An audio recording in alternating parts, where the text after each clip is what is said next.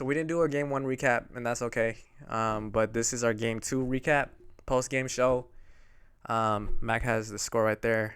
Boston 105, Dallas 98. It was a close game for a little bit, but then Boston did Boston things. And if you want to elaborate on that, It was a really good game. Dallas made it interesting towards the end, and this is the second straight game where Jason Tatum has underperformed, and yet Boston still won. And then that shows to you how good Boston's supporting cast is. And then on the other side, Luka Doncic got his 30 points, his triple double, and then Kyrie once again struggling to make shots. I mean, he had some makeable shots, and that just didn't go in. I don't see a way that Dallas can outmatch them. If they want any chance of winning, any silver lining, man, Kyrie has to average 30. He can't be dropping 18, 17. No. No, man. He's not a role player. He's Kyrie, Uncle Drew, Irving, a man with a ring in his back, a man with years of playoff experience. It's disappointing to see him struggle. Okay, let's go into the strategies of Boston and how they won. First off, they are relentlessly hunting Luka Doncic on switches.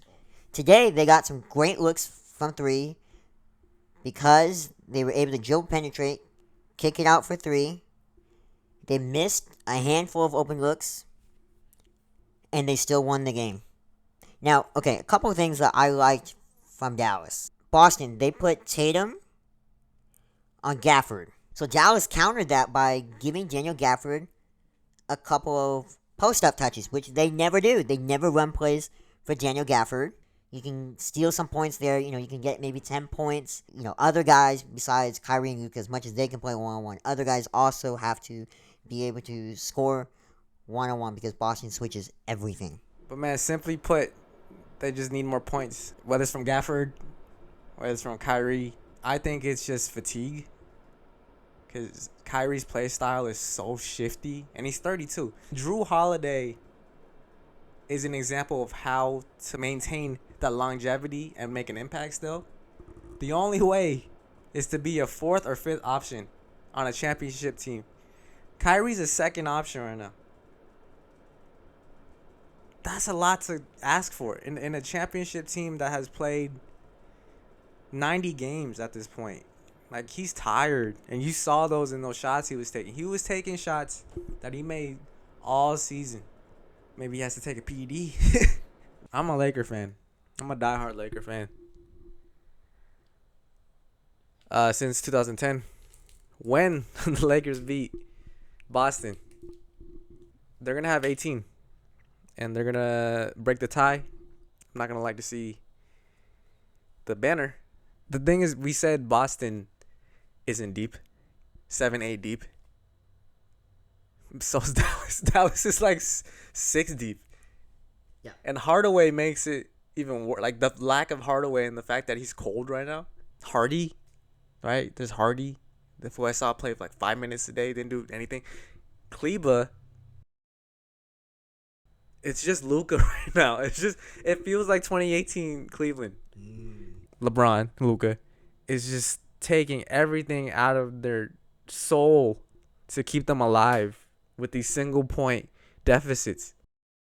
And you see that scoreboard and you're like, man, that team put up a fight. That team did not put up a fight. It's just Luka. It's just their star player that's putting up a fight, man. Do you think it's a bad matchup for Dallas? I'm reflecting back on the West, man. I don't see a team. Yeah. No. I just think Boston is just ridiculously stacked. They have the best record in the league for a reason. Offensively, best 3-point shooting in the league. That's bar none. It's on the stat sheet. We see that. And then you got 2 all-defensive first-team players. And the Jays, who are all-stars and going to get their numbers retired, and they're in their prime. It's like they're on cruise control right now. I like to say gentleman sweep just because it's a fun term to say, but they're going to win in Dallas, which I personally think is lame. I just think that when the away team wins in the other team's court, the aura is off. Like in 2010 when LA won in LA, right? Kobe's running out on the court. He jumps on the crowd. Everyone's cheering. Not a single person has left the arena. When you win in the away court, everyone's booing. Half the arena's gone. You know, it's just doesn't. It's not making most of the moment. It's not milking most of the moment.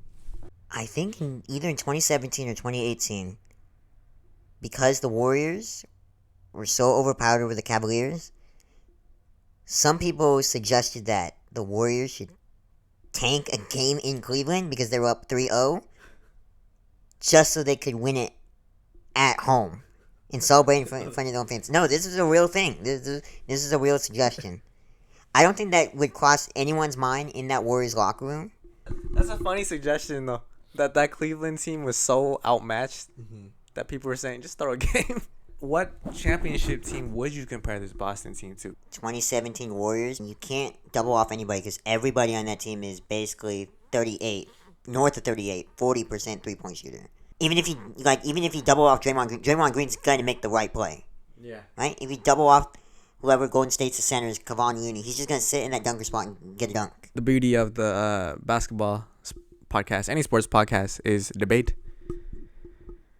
I disagree with that analogy because the 2017 Warriors made me not want to watch basketball anymore.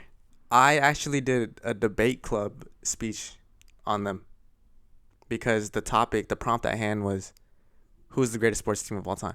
They were talking Babe Ruth, Yankees, Patriots. Those Warriors teams went 73-9 without adding KD to the 73-9 Warriors was like adding Superman to the Avengers.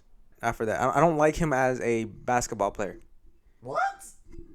But when you do something like that just shows that you're not really there to compete. I mean, he made a lot of investments in Silicon Valley. Like, it seems like a business move. He knows that he won't have to play 40 minutes a night. He knows that it's an easy ring. He knew that his offensive load would be taken off to, Stephen Curry. Get the easiest looks of his career. Exactly. It's like playing on Team USA. I think the Boston Celtics are on their own tier as well. There's just this dominance to them that we can't understate. I think that this cements the Jays with the retired jerseys. Thanks for watching the Hui and Mac Show, a.k.a. Mac and Hui like sports, a.k.a. Mac and Hui love basketball, a.k.a. I'm tired of being loose.